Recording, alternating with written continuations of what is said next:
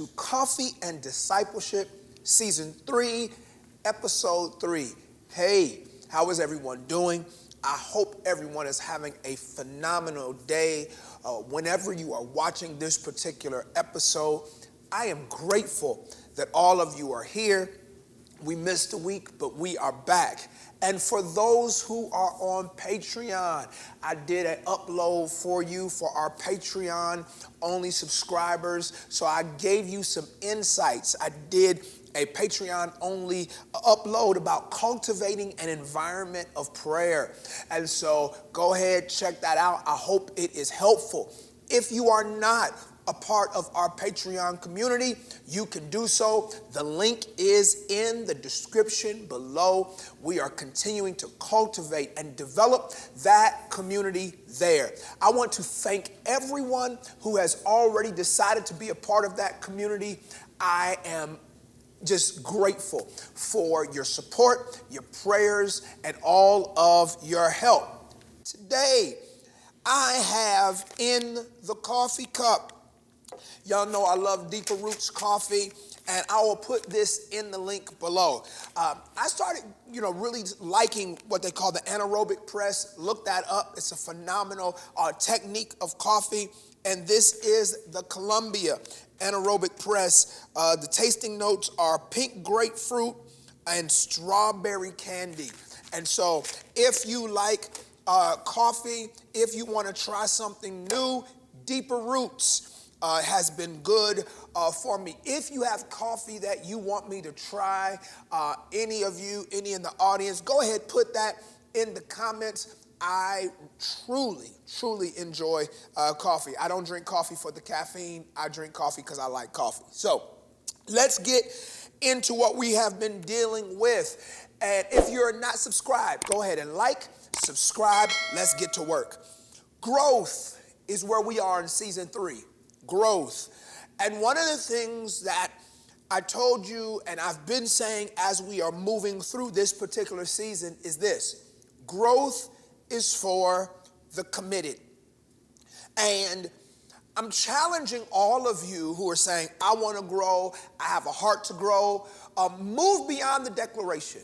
Move beyond just saying it. Move beyond just hoping about it, and put yourself in a posture of doing what is necessary. Every yes demands a no. So if you're going to say yes to growth, you have to also say no to everything that is coming against that growth. A couple of things that we've been working through, and we have quite a bit more scripture today than normal, but I want to work through some things. Growth, this is recap, is God's design and his mandate. We saw that in Genesis chapter 1, verse 26, where he told them to be fruitful and multiply and replenish. You actually see him repeat that when Noah gets off the boat. Be fruitful and multiply and replenish. Number 2, Jesus came to secure our access to a life of growth. And we're going to work down through some of this, even some more today, where he says, I come that you may have life and have it more abundantly. Number 3, following the Lord puts you on a growth trajectory. That's where we were last time we were together in the 23rd Psalms. The Lord is my shepherd. The Lord is my leader. I shall not lack. I shall not decrease. I shall not want. And so there are a couple of things that we see in the 23rd Psalms that if you will allow the Lord to lead you, if you will be led, the benefits of being led are green pastures, still waters, and a restored soul. I'll say it again. The benefits of being led are green pastures, still waters, and a restored soul. Sometimes the reason that we come against growth is because we're trying to control everything. Maybe I'm talking to someone who is willing to admit that you're a control freak. Like, you want to control it all. And sometimes our need or desire for control is based upon the fact that when we don't know what's going on, or when we don't understand what is going on, it triggers a fear response. If I trust the leading of Jesus, I don't have to have all the answers. But what I do have to have is I just have to follow the answer. I'll say it again. The sheep don't need to know all the answers. They only need to follow the answer. And his name is Jesus. Jesus makes growth certain. When I follow Jesus, I'm going to grow. That's just the way that it is. And so that's where my trust is. I'm just following the answer. I'm just following the leader. And I know that he's going to make everything well. That doesn't mean that I don't do the work. It doesn't mean that I'm not disciplined. It doesn't mean that I'm a poor steward. To be honest, it means the contrary. It means I do the work. It means that I have discipline. It means I'm a good steward, because all of that is a requirement when I'm following the leadership of the shepherd. And so if I'm following the Lord, I'm on a growth trajectory. A growth trajectory is going to reveal my faults, my failures, my fatigues. Following the Lord is going to reveal the things I need to change, the things I need to increase in. And so following the Lord is going to make sure that the stuff I'm supposed to do, I do more of, and the things I'm not supposed to do, I do less of. Now, let's go one more step. One more step. Everything we need for the growth journey is in Jesus. I'll say it one more time. Everything we need for the growth journey is in Jesus. When you are studying the road of Jesus, the teachings of Jesus, there's one particular study where you study what they call the I am statements. There are 7 I am statements that many theologians bring out. I only want to deal with 5. And these 5, I think, are encouraging. I want to encourage us today for those that are struggling, like, why should I follow this leader? I feel more secure in doing it my way. And here's a reality before I go into these I am statements. You've tried it your way, and it wasn't working. So what is it going to hurt you to try Jesus? That's what I invite you to. For those who might be listening now or in the future, I invite you to try Jesus. You've tried everything else. And so there's something built into what Jesus says about himself that encourages us. So I want to look at 5 I am statements to demonstrate, to validate, to prove that everything we need for the growth journey is in Jesus. So the first thing that he says is, this is the first I am the bread. Let's go to John. All of these will be in John. John chapter 6, and I'm going to read a couple of things. This is all in his first I am statement. John chapter 6, verse 35. Jesus said to them, I am the bread of life. He who comes to me will not hunger, and he who believes in me will never thirst. Let's skip down to verse 48. I am the bread of life. Your fathers ate the manna in the wilderness, and they died. This is the bread which comes down out of heaven, so that one may eat of it and not die. Let's look at verse 51. I'm the living bread that came down out of heaven. If anyone eats this bread, he will live forever. And the bread also, which I will give for the life of the world, is my flesh. And so he begins, because remember our point for today. Everything we need for the growth journey is in Jesus. And he starts, I'm the bread. Now I want you to think about this. What he is saying is, if you're going to grow with me, if you're going to go with me, first of all, I'm the bread. I have everything in me that you will need to sustain yourself. That's the first statement that he says about himself in John. He's the bread. And so if you're struggling about how you're going to make it, if you're struggling about your resources, because for Jesus to say he is the bread, he is telling you that he is a resource. He's a resource. He is the one who is going to feed you, right? And I would go even further. There's something powerful about the Lord. He's a resource and the source. He's a resource and the source. He's both and, not just one. Then he goes on. Here's number 2. So the first I am statement is I'm the bread. The second one is I am the light. Now think about that. John 8. John 8, and let's look at verse 12. Jesus again spoke to them saying, I am the light of the world.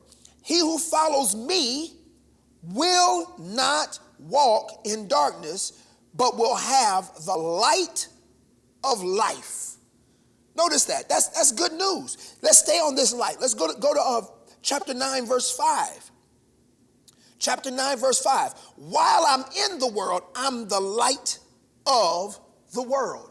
And so notice this. Okay, I'm following Jesus. Now, where do we start? Psalm 23. The Lord is my shepherd, I shall not want. And so we have this image in our mind of the Lord leading us. It says he leads me to green pastures. He leads me to still waters. He restores my soul. I'm going to walk through the valley of righteousness. Walk through the valley of the shadow of death. I'll fear no evil, for you're with me. So let's think about this.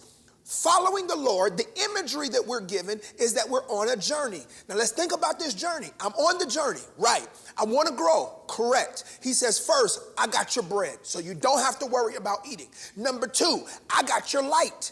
If anybody tries to bring darkness, don't worry. I'm the bread, I'm the light. So you'll be able to eat and you'll be able to see. Right there, if I didn't go any further, that is a reason to follow Jesus. I'm trying to show you and encourage you as you want to grow that everything we need for the journey is in Jesus. This means that you don't have to grow weary. You don't have to be afraid. You don't have to look anywhere else. You don't have to, figure out how you're going to make it work or do this for yourself or do that for yourself. Jesus is the all-sufficient King. So we're on the path. We're on this journey. I'm trying to grow. I want to be better. And when I talk about growth, I'm talking about growing in every area of your life. I want to grow in my relationship with God. I want to grow in my relationship with my children. I want to grow in my relationship with my spouse. I want to grow in any area that I'm trying to grow. I want to grow deeper in prayer, deeper in study, deeper in love, deeper in joy, deeper in peace. He says, all right, cool. That's a road. It's a journey. And on this journey, you're going to need green pastures, still water, and a restored soul. On this journey, you're going to walk through the valley of the shadow of death. Don't worry, I'm with you. And everything you need for the journey, you won't even have to pull off. He's the all-sufficient King. He starts off, he's bread. Number 2, he's light. And here's number 3, he's a door. This is where we were last time we were together. Go to John 10.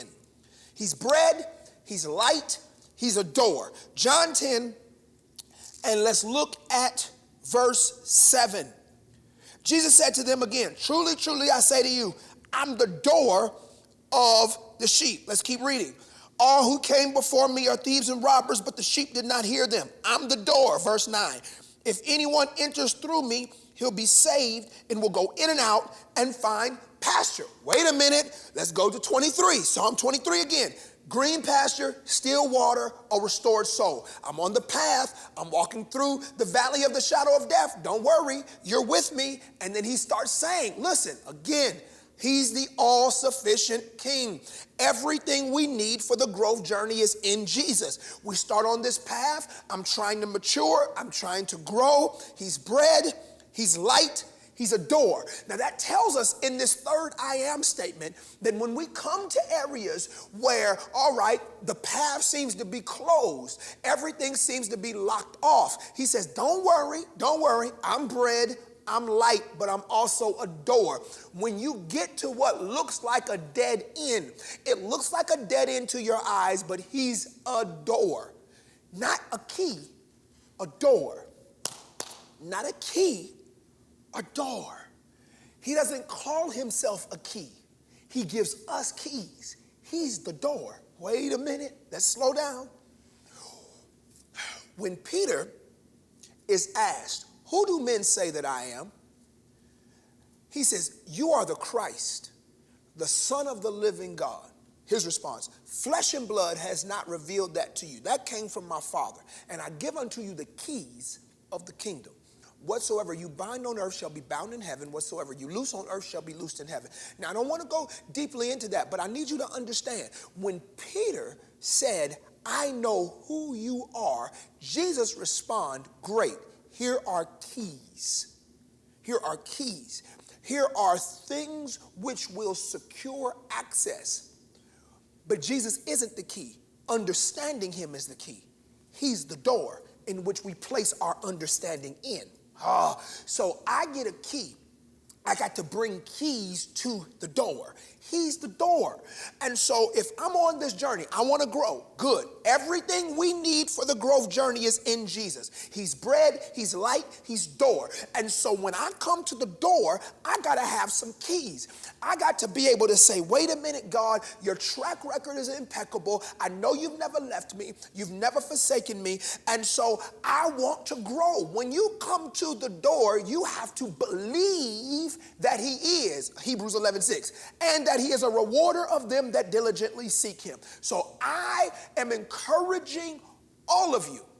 You want to grow. Take the very area you want to grow in. Wherever you want to grow.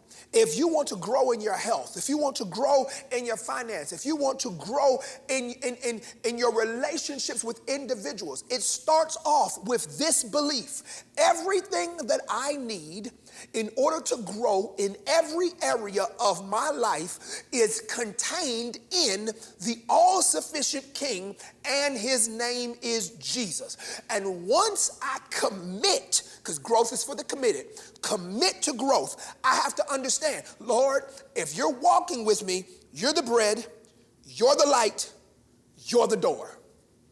That's just the first three. He's the bread, he's the light, he's the door. And so, listen why this is so beautiful. When individuals come in and try to rob you and try to distract you and try to tell you that you're not going to make it, it's irrelevant, because everything I need for growth is in Jesus, not in people. Everything I need for growth is in Jesus, not in the stock market. Everything I need for growth is in Jesus. It's not in government. And it's not that I ignore those things, but I'm not going to be depressed about those things, because my growth is secured by Jesus and not by man. My growth is secured by Jesus and not by those circumstances. And so I trust God to tell me the way to go, because on this path, he's bread, he's light, he's door, here's our fourth I am, and he's the way. John chapter 14, he's the way. Look at John chapter 14, and we will look. Matter of fact, let's start at verse 1. John 14:1. Don't let your heart be troubled. Believe in God, believe also in me. In my Father's house are many dwelling places. If it were not so, I would have told you. I go to prepare a place for you, and if I go and to prepare a place for you, I will come again and receive you to myself, that where I am, there you may be also, and you know the way where I'm going. Thomas, like many of us, Thomas said to him, Lord, we don't know where you're going. How do we know the way? Jesus said to him, I am the way, the truth, the life. No one comes to the Father but through me. Stop. Growth. The target of growth is presence with God. That's where you're going. The target of growth is not $1 million. The target of growth is not a perfect credit score. The target of growth is not a vacation. The target of growth is presence. You've grown when you're with him. The target of growth is being able to say, I am where he is, that where I am, there we may be also. So that's the target. That's where I'm going. I want to go down every road that's going to lead me to him. And the road that leads me to God is Jesus. See, if we don't get where we're going right, we'll go the wrong way.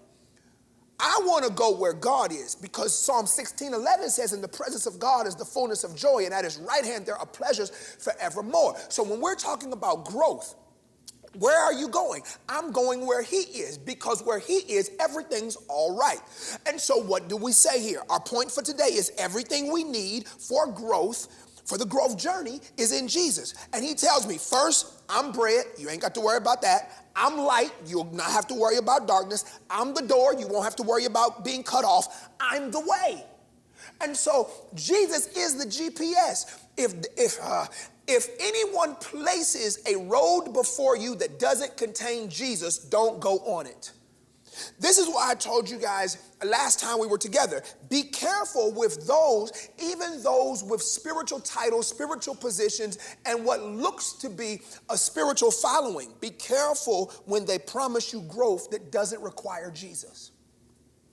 If they promise you growth and you come through them, if they promise you growth and all you got to do is sign up for their way of doing things, if the growth journey doesn't include giving your life to Jesus, it amazes me now that we have sermons and we never talk about Jesus. You got Bible studies, we don't talk about Jesus. We invite people to come and give their life to the church and never tell them to give their life to Jesus. I remember in my undergraduate experience talking to a particular individual, I'll leave their name out, talking to a particular individual, and I was talking to them about how their life, this individual was well titled in the church. And I was talking to them about how the decisions that they were making were contrary to the word of God. And their response to me was this: I made my vow to the church, not to God. That's what we're doing now. Now, many people would snub their nose if they've ever been around people of this particular denominational bent. You know what I'm dealing with. But they said, my vow is to the church. I made my vows to the church. I did not make my vows to the Lord. Many of us are doing it right now because we have not recognized he's the way, not a way, the way.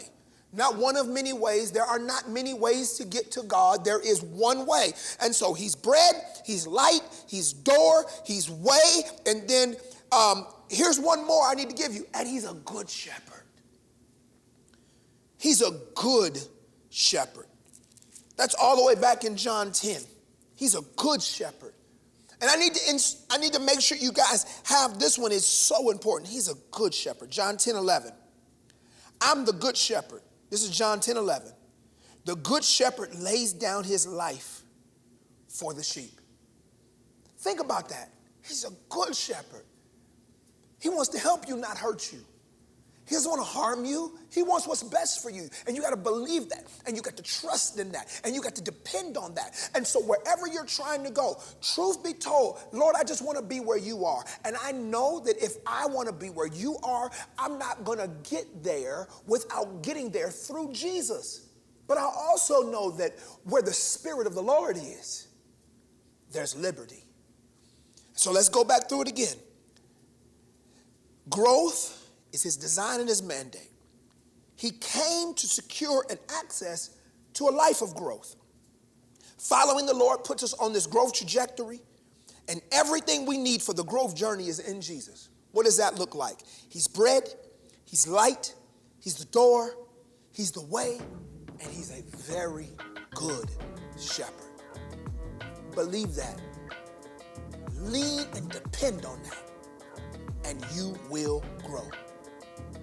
May God bless you. I hope something has been said here to challenge you. May heaven smile upon you and give you peace. This is